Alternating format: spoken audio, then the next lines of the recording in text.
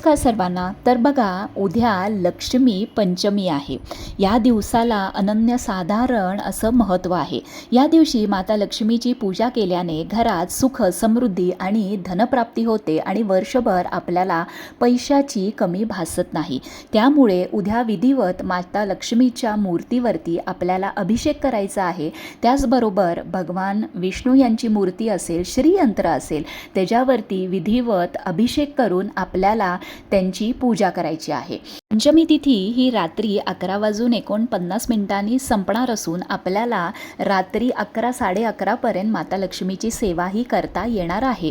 त्यामुळे श्रीयंत्रावरती आपल्याला कुंकुमार्चन करायचं आहे.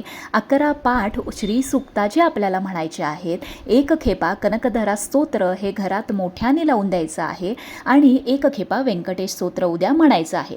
संध्याकाळी उंबऱ्याच्या बाहेर दिवा लावायला विसरू नका.